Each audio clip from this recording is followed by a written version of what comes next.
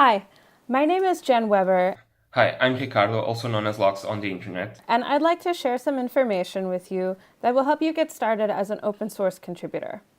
I'd also like to invite you to the EmberConf's Contributors Workshop that is happening on March 12, 2018. I'm from Portugal. I started to code in high school and then I started contributing to open source about the time I joined college around 10 years ago. I'm from Boston, USA. I learned to code 2 years ago, and I've been an open source contributor for about 1 year. My first pull request to Ember was to change the code samples on the guides from the old globals to the new JavaScript imports.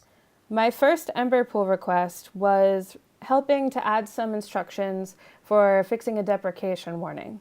I contribute to Ember and open source in general because I really feel like I have something to give back to the community, especially since the community has given so much to me at the beginning of my career.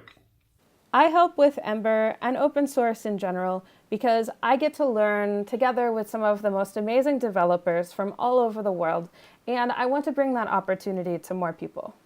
At the heart of open source are developers like you, people of all backgrounds, interests, and experience levels. So whether you're a beginner or an expert, there's always something that you can help with, and there's a lot that you can learn.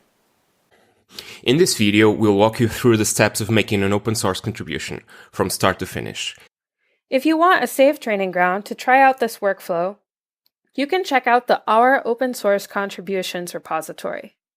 First, you need npm, git, and yard installed on your computer. You will also need a GitHub account, which is free. Next, find an issue that you want to work on.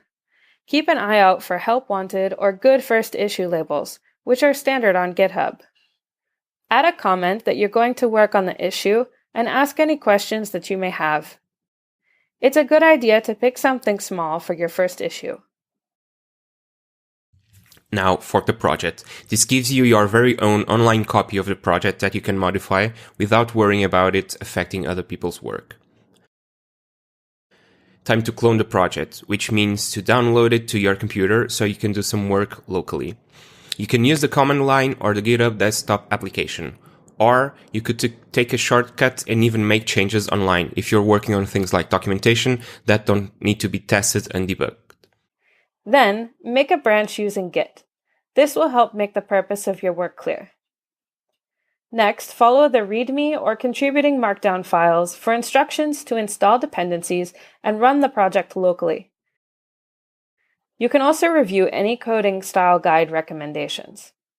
Do some work, then commit your changes using Git. It's helpful if you reference the issue number in your commit message.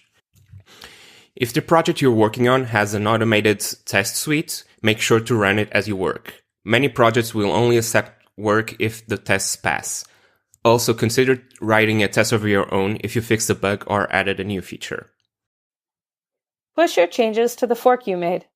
You'll see your branch show up on the main page of the fork. From here, you can make a new pull request.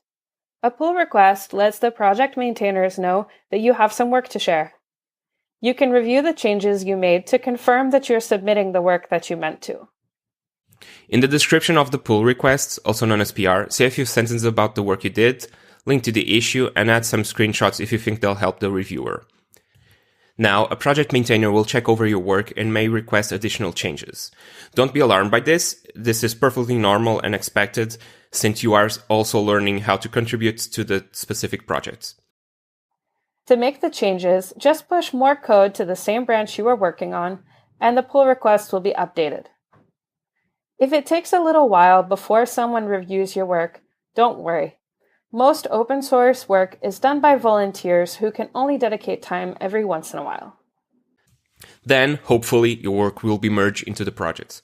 Congratulations, you're an open source contributor. Together, one line at a time, we can build some really awesome stuff.